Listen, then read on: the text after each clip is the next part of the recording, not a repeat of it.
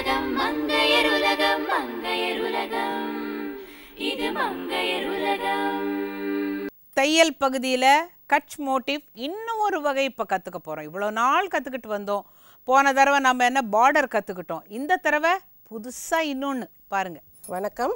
இன்றைக்கி சொல்லிக் கொடுக்க போகிறது ட்ரெண்டி கட்சில் மோட்டிவ் டிசைன். அதை எப்படி தைக்கிறதுன்னு பார்க்கலாமா? ட்ரெண்டி கட்ச் மோட்டிவ் தைப்பதற்கு தேவையான பொருட்கள்: துணி, ஃப்ரேம், ஊசி, நூல், pencil, scissors, carbon sheet. Dark colour துணிக்கு ஒயிட் கார்பன், லைட் கலர் துணிக்கு yellow கார்பன் வச்சு நீங்கள் டிசைன் வரைஞ்சிக்கலாம். ஃபஸ்ட்டு துணியில் டிசைன் வரைஞ்சிக்கோங்க.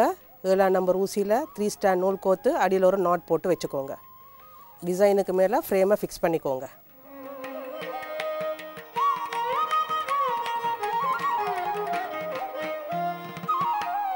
ஃபஸ்ட்டு கீழ் லைனில் ஸ்டார்ட் பண்ணிக்கோங்க. சைடில்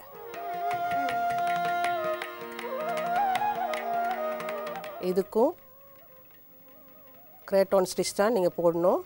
ட்ரெண்டி கட்சுன்னா நம்ம கிரேட்டான் ஸ்டிச் ஃபஸ்ட்டு பேஸாக போட்டுக்கணும். கீழ் லைன் வந்தோடனே மேல் டைமண்ட் ஷேப்புக்கு நம்ம போயிடலாம்.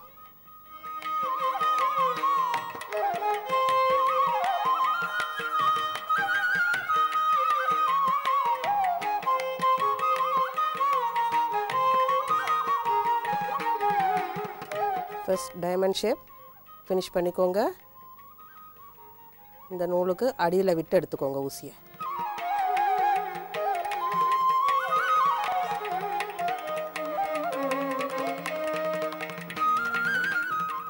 எதுக்கு ஃபஸ்ட்டு இந்த லைனை நம்ம ஆரம்பிக்கிறோன்னா, இந்த டிசைனை ஃபஸ்ட்டு ஃபினிஷ் பண்ணிட்டு வந்துடலாம். செகண்ட் கீழ் லைன் முடிச்சுட்டு தென் சென்டர் லைன் முடிக்கணும். வெளியே குத்தி அந்த டிசைன் கோட்டில் கரெக்டாக அந்த கார்னரில் குத்திக்கோங்க. ஊசிக்கல்ல நூல்.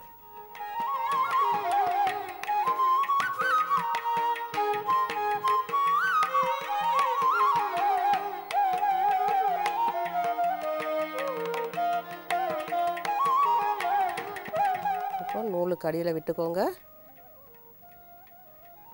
இதில் தனி ஸ்கொயர் ஃபினிஷ் பண்ணியாச்சு. இந்த 4 ஸ்கொயரில் ஒரு ஸ்கொயர் ஃபினிஷ் பண்ணியாச்சு. இதே போல் இந்த இடத்த ஃபினிஷ் பண்ணிகிட்டே வாங்க.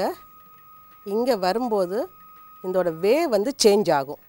அப்போ நான் எப்படி பண்ணுறேன்னு சொல்லித்தரேன். இப்போது இதில் 4 லைன்ஸ் வந்தால் நம்ம ஆஸ் யூஷுவல் வெளியே இருந்து கோட்டில் குத்தி எடுத்துப்போம் ஊசிக்கல்ல நூல்.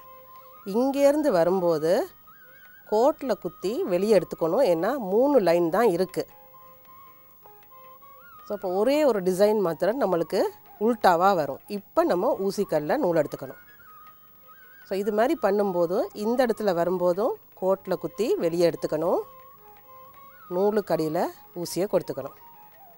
ஸோ இந்த டிசைன், இந்த மேலே இருக்க அத்தனை டிசைனுமே அதே மாதிரி தான் வரும். இந்த முனை வந்தோன்னே தான் திரும்ப ஆஸ் யூஷுவல் நம்ம பண்ணுற மாதிரி வரும். அதை மாத்திரம் நீங்கள் பார்த்துக்கணும். எடுத்துட்டு இப்படி எடுத்துக்கணும். கோட்டிலேருந்து வெளியே தென் இந்த த்ரெட் உள்ள எடுத்துக்கணும். இந்த 4 கார்னரு மாத்திரம் நீங்கள் அதே மாதிரி பண்ணிக்கணும். அப்புறம் ஆஸ் யூஷுவல் நீங்கள் பண்ணிக்கலாம். இப்போ இந்த 4வது கார்னரும் நம்ம ஃபினிஷ் பண்ண போகிறோம். கோட்டில் குத்தி வெளியே எடுத்துட்டு நூலுக்கு அடியில் ஊசியை கொடுத்து எடுத்துக்கணும். இப்போது இங்கே வரும்போது நீங்கள் நூலை பார்த்துக்கலாம். நூல் இங்கே மேலே கீழே மேலே. ஸோ இந்த இடம் மாத்திரம் நம்மளுக்கு அதே மாதிரி வரும்.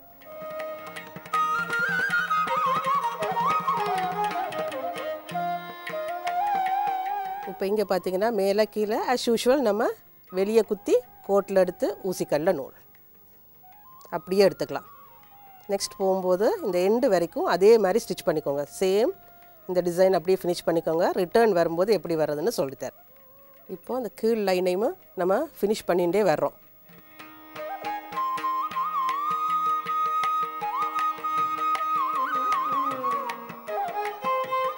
இதே போல் கீழ் லைனையும் ஃபுல் ஃபினிஷ் பண்ணிவிடுங்க. அடுத்து நம்ம சென்டர் லைன் எப்படி பண்ணுறதுன்னு பார்க்கலாம். ஸோ இதே போல் ஃபினிஷ் பண்ணிடுங்க ஃபுல் லைனும். அப்புறம் உள் லைன் எப்படி பண்ணுறதுன்னு நம்ம பார்க்கலாம். இப்போது நம்ம கீழ் லைனும் ஃபினிஷ் பண்ணியாச்சு. இந்த நடு லைனை மாத்திரம் இப்போ நம்ம ஃபினிஷ் பண்ணணும். ஸோ ஒரு இடத்துல ஸ்டார்ட் பண்ணிக்கோங்க. இங்கே அடியில் போய்க்கோங்க.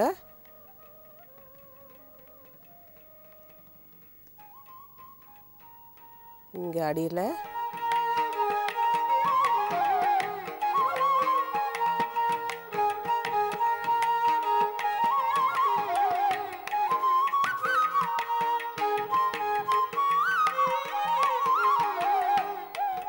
இந்த நூலுக்கு அடியில் போய்க்கோங்க. தென் இங்கே டேர்ன் பண்ணிக்கோங்க.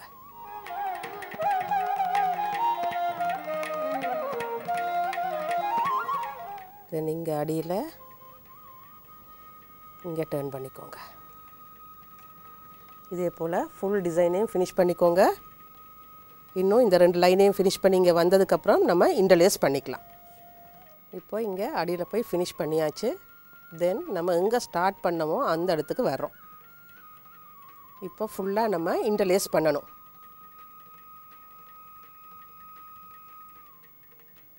சேம் கலர்லையும் நீங்கள் இன்டர்லேஸ் பண்ணிக்கலாம், இல்லை வேறு கான்ட்ராஸ்ட் கலரில் கூட நீங்கள் இன்டர்லேஸ் பண்ணிக்கலாம்.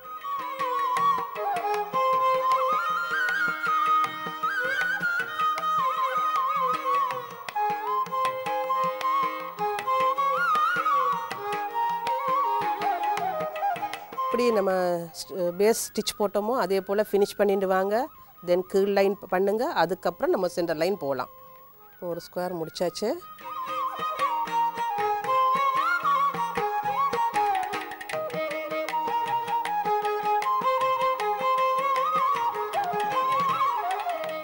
கீழே ஒரு பாதி விட்டுட்டு தான் நம்ம பண்ணிட்டு வர்றோம்.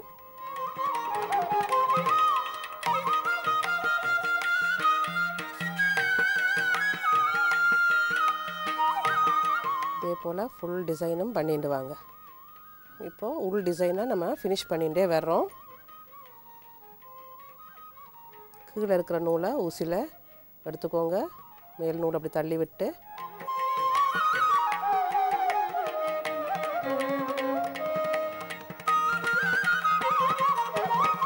இப்போது ஸ்டார்டிங் வந்தாச்சு, ஃபினிஷ்ட். இது வந்து ஒரு கோபுர டிசைன். ஸோ இந்த கோபுர டிசைனை சுடிதாரில் எப்படி போட்டிருக்கேன்னு நீங்கள் பார்க்கலாம். இப்போ இந்த கோபுர டிசைனை நெக் டிசைனில் வரும்போது பார்டர் டிசைன் போட்டு கீழே வந்து கவுத்தி போட்டிருக்கேன்.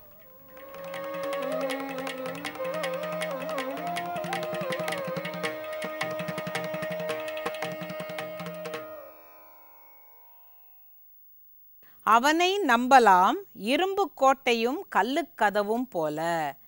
எப்படி முன்னால் சொன்னோம் நம்ம அவனை நம்பாதே ராவணன் சன்னியாசின்னு சொன்னோமோ, இப்போ சில ஆளை நம்பலாம் அப்படின்னாக்கா அவன் இரும்பு கோட்டையும் கல்லுக்கதவும் போல அப்படின்னாக்கா அந்த ஆளை நீ நம்பலான்னு. இதை சொல்கிறதுக்காக அதை எவ்வளோ அழகாக கொண்டு வந்திருக்காங்க பாருங்க. இரும்பு கோட்டையாம், அதில் கல்லுக்கதவாம், எவ்வளோ சேஃபாக இருக்கும். அது போல தான் அந்த ஆள் நல்ல ஆள், நீ அவனை நம்பி இறங்கலாம் அப்படிங்கிறதுக்காக பழமொழி சொல்லி வச்சுருக்கிறாங்க. நீங்கள் அனைவரும் இரும்பு கோட்டையும் கல்லுக்கதவும் போல நம்பக்கூடியவர்களாக இருந்து நடந்து வாழ்ந்து எல்லா வகையிலும் மகிழ்ச்சியோடு இருக்கணும்னு வாழ்த்துறோங்க. வணக்கம்.